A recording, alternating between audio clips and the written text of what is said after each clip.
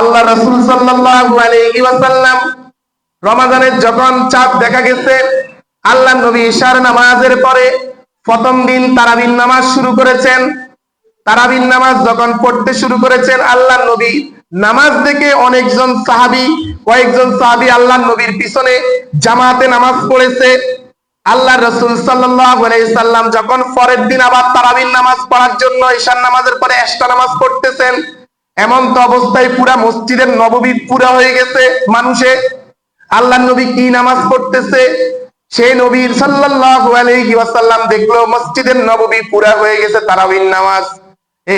আল্লাহ নবী সাল্লাল্লাহু আলাইহি ওয়াসাল্লাম 3 দিন যখন 2 দিন কমপ্লিট হয়েছে, 3 দিনের মাথায় আল্লাহ রাসূল দেখলো সাহাবায়ে কেরামরা পুরা তারাবির নামাজ পড়ার জন্য প্রস্তুত হয়ে গেছে।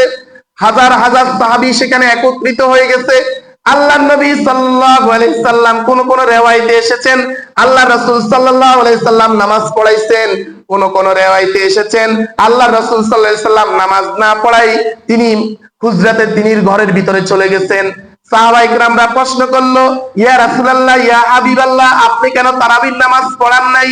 আল্লাহ নবী সাল্লাল্লাহু আলাইহি ওয়াসাল্লাম বলল, ও আমার কলিজার টুকরা সাহাবীরা, আজকে যদি আমি তারাবির নামাজ পড়াই, আমার উম্মতের উপর আল্লাহ পাক রব্বুল আলামিন এই 20 রাকাত তারাবির নামাজকে ফরজ করে দিবে। সুবহানাল্লাহ বলে। কত গুরুত্বপূর্ণ এই তারাবির নামাজ। তারপরে সাহাবায়ে কেরামরা বিচ্ছিন্নভাবে তারাবির নামাজ পড়তো। এইভাবে আল্লাহ নবী যখন ইন্তেকাল করেছেন, আবু বকর সিদ্দিক রাদিয়াল্লাহু তাআলা আনহু যখন ইন্তেকাল করেছেন, ইন্তেকাল করার পরে হযরত ওমরের যুগে যখন এসেছে, হযরত ওমর রাদিয়াল্লাহু তাআলা আনহু দেখলো কিছু মানুষ একা একা তারাবি পড়তেছে, কিছু মানুষ জামাতের সহিত নামাজ পড়তেছে। এমন তো অবস্থা দেখে মসজিদে বিভিন্ন ভাগে তারাবির নামাজ পড়তেছে। হযরত ওমর রাদিয়াল্লাহু তাআলা আনহু বলেন, এইভাবে তো সুন্দর দেখা যায় না। ইসলাম কখনো ভাগাভাগি ইসলাম নয়, ইসলাম হচ্ছে একত্রিত। সুবহানাল্লাহ বলেন। ইসলাম হচ্ছে ঐক্যবদ্ধ জাতি, মুসলমান হলো ঐক্যবদ্ধ জাতি। আল্লাহর রাসূল সাল্লাল্লাহু আলাইহি ওয়াসাল্লামের সাহাবী হযরত ওমর রাদিয়াল্লাহু তাআলা আনহু বলেন, আমি যদি সবাইকে একত্রিত করে 20 রাকাত তারাবির নামাজ জামাতের সাথে পড়াইতাম, কত না সুন্দর হতো। মসজিদে সবাইকে তারাবির নামাজ পড়াইছে 20 রাকাত। কয় রাকাত? 20 রাকাত। অনেকে আসবে বলবে 8 রাকাত, আবার কেউ বলবে 4 রাকাত, কেউ বলবে 6 রাকাত। এসব মসজিদ বলেন, সৌদি আরবের বিভিন্ন মসজিদের নাম বলতে, পাহাড় মসজিদ বলেন, অনেক মসজিদের নাম বলতে পারেন। শুধুমাত্র রমাদানের তারাবির নামাজ আসলে এটা বলেন। আর সবসময় বলেন কি মক্কা মদিনার কথা। সবসময় কি করতে হয়? মক্কা মদিনার কথা বলা হয়। এবার বলেন, আমরা অনুসরণ করব কোরআন এবং হাদিস এবং মক্কা মদিনাকে। তো মক্কা এবং মদিনাতে কয় রাকাত নামাজ হয় বলেন তো? 20 রাকাত। মক্কা এবং মদিনাতে কয় রাকাত নামাজ হয়? 20 রাকাত নামাজ হয়।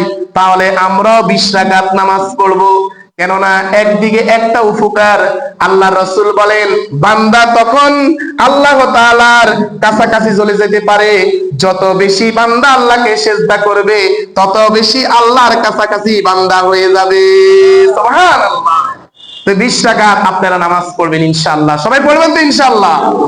ইনশাআল্লাহ 20 রাকাত তারাবির নামাজ পড়বেন। ইফতারের সময় ইফতার সময়মতো করবেন, সাহারির সময় সাহারিটা সঠিকভাবে করবেন। তাহলে আল্লাহ পাক রব্বুল আলামিন যে মেহমান আমাদের কাছে পাঠিয়েছেন, ওই মেহমানের পরিপূর্ণ সম্মান হয়ে যাবে। সুবহানাল্লাহ। গুনাহ থেকে নিজেদেরকে কি বিরত রাখতে হবে। আল্লাহ রাসূল সাল্লাল্লাহু আলাইহি ওয়াসাল্লাম বলেন, যখন রমাদানের চাঁদ দেখা যায়, আল্লাহ পাক রব্বুল আলামিন সাথে সাথে শয়তানকে শিকল দিয়ে বেঁধে পালায় এবং অবাধ্য যত জিন আছে জিনগুলাকে আল্লাহ পাক রব্বুল আলামিন এর ফেরেশতারা শিকল দিয়ে বেঁধে পালায়। তারপরেও কেন আমরা রমাদান মাসে অন্যায় অপরাধ অশ্লীল কাজে জড়িত হই? এই জন্য জড়িত হই, আমাদের যে অভ্যাসের আমরা দাস, অভ্যাসের কারণে। আর আল্লাহ তাআলা যাদেরকে ক্ষমা করবে না, তারাই মূলত রমাদান মাসে খারাপ কাজে লিপ্ত হয়। নাউযুবিল্লাহ বলে। আর আল্লাহ তাআলা যাদেরকে মাফ করে দিবে, তারা রমাদান আসার সাথে সাথে তাদের যত রকমের খারাপ অভ্যাস আছে সকল অভ্যাসকে বিরত করে আল্লাহ তাআলার সান্নিধ্যে চলে যায়। তাহলে আপনি বুঝতে পেরেছেন আল্লাহ তাআলা আপনাকে ক্ষমা করে দিতেছে। সুবহানাল্লাহ।